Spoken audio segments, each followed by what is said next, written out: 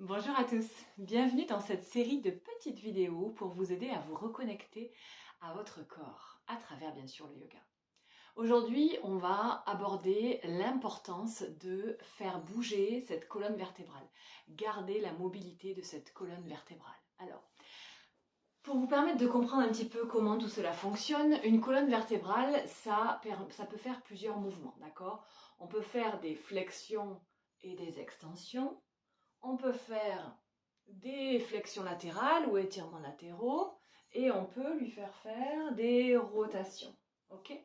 Imaginez que tout le long de votre colonne vertébrale, vous avez les chakras, les fameuses roues énergétiques, du chakra racine jusqu'au chakra de la gorge ici, et puis le troisième œil et le chakra couronne.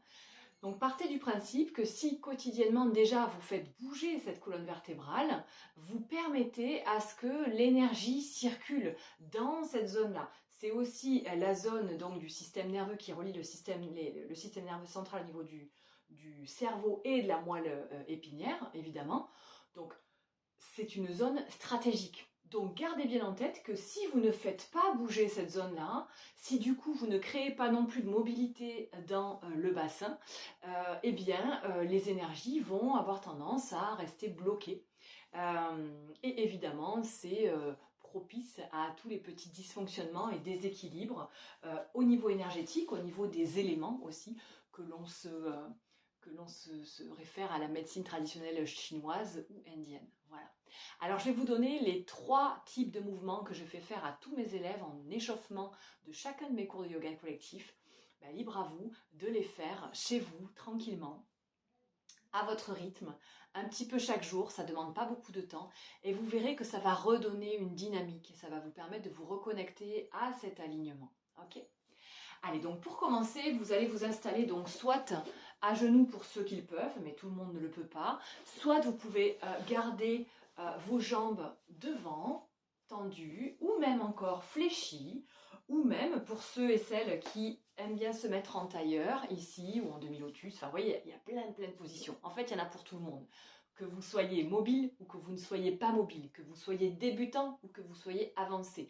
Ces mouvements-là sont vraiment, pour moi, un ancrage, d'accord, et une base dans la pratique du Hatha Yoga. Okay, donc une posture confortable. Okay. Le premier mouvement que nous allons initier, c'est le mouvement de flexion et extension de la colonne. Si vous regardez ma colonne vertébrale, ok, vous voyez bien qu'on a déjà une première syphose ici, ensuite on a une lordose au niveau lombaire, et vous voyez qu'après ici, ça revient avec une syphose et une autre lordose ici, d'accord, jusqu'à l'occiput, et après on est au niveau du crâne. Donc, à un moment donné, il faut comprendre et intégrer que la colonne vertébrale n'est pas linéaire. Tout comme notre vie, comme je dis tout le temps à mes élèves, notre vie n'est pas linéaire. Plus votre colonne sera flexible, plus elle pourra amortir, d'accord, tout ce que vous allez vivre dans la vie. Donc on va commencer avec le premier mouvement qui est la flexion et l'extension. Je me mets de profil pour que vous puissiez voir ce que fait ma colonne. Donc évidemment accompagné du souffle. Sur une inspiration, vous allez ouvrir les épaules. Ok, on part en antéversion, on ouvre les épaules. Si vous le pouvez, vous envoyez carrément la tête à l'arrière, la bouche entrouverte pour dénouer les mâchoires. Ok. Et ensuite, en expirant, vous allez pousser, d'accord? Vous allez pousser sur votre coccyx, le dos est rond, vous rentrez le ventre et vous étirez fort. Vous essayez de tendre vos bras. Et là, vous sentez que ça étire fort ici, mais en fait, ça étire du début à la fin de la colonne vertébrale. Et vous faites ça, hop, plusieurs fois. Donc, vous le faites à votre rythme. Donc, je répète, inspire, on ouvre et expire. Voilà. On peut le faire donc comme ça, comme je vous disais. Ok. Ça marche bien aussi, comme ça, avec les jambes fléchies. On peut le faire finalement avec quasiment toutes les postures. Par contre, je vous invite à ne rien avoir sous les fesses pour bien pouvoir écraser. Vous voyez, quand je suis ici en rétroversion, je peux bien écraser mes fesses et masser la zone sacro-coccygienne. Ok ? Deuxième exercice, les étirements latéraux. Donc pour les étirements latéraux, on va garder bien ses fesses sur le sol. Donc si vous avez par contre besoin d'un petit coussin sous les fesses pour aider, vous pouvez le faire. Mais vous pouvez encore une fois être comme ça. Et tiens, aujourd'hui, là, pour changer, je vais me mettre, pour cet exercice, les jambes tendues dans le bâton. Okay, vous placez une main ici, à droite de préférence. Inspirez, vous levez la main vers le sol. Expirez, vous étirez. Et là, vous restez. Et là, vous conscientisez cette colonne vertébrale qui s'étire dans la flexion latérale. Voilà, vous faites quelques respirations ici. Et vous revenez. Et la deuxième côté, vous posez la main gauche à côté de vos fesses.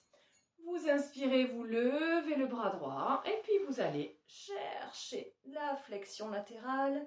Donc, en fait, on étire le flanc droit et on comprime au niveau du flanc gauche et des organes au niveau de la gauche. Voilà. Ok.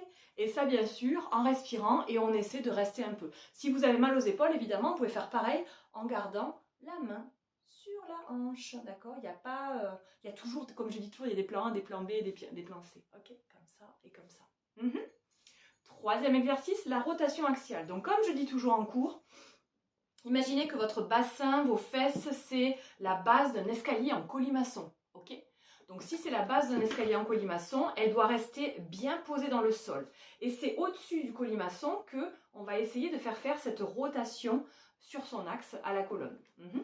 Donc là, cette fois-ci, je vais me mettre en tailleur.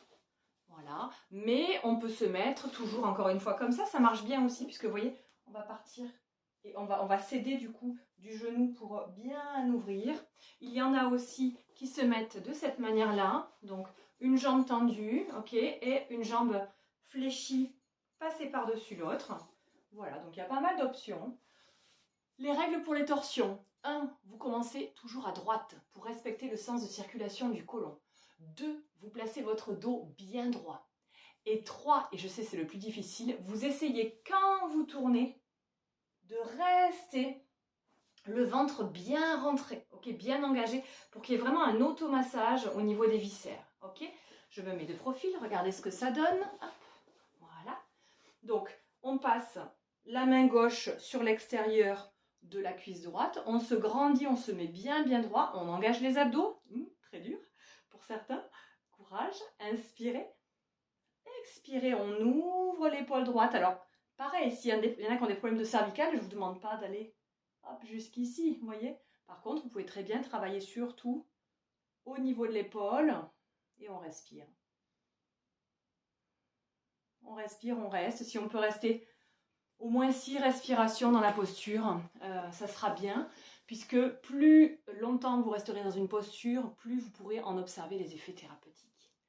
Voilà, donc pour résumer, mobilité de la colonne vertébrale, vous prenez soin de votre système nerveux, vous prenez soin de vos chakras, de l'alignement des chakras, flexibilité dans votre vie, 3 exercices, flexion, extension, donc extension, flexion, ok, flexion latérale, voilà, à chaque fois vous restez plusieurs respirations, et le dernier, le twist, la torsion. Voilà. En espérant que tout ceci vous aidera, n'hésitez pas à me contacter si vous voulez plus d'informations sur la pratique du yoga, du hatha yoga et du yin yoga. Et je vous dis à très vite dans une nouvelle vidéo.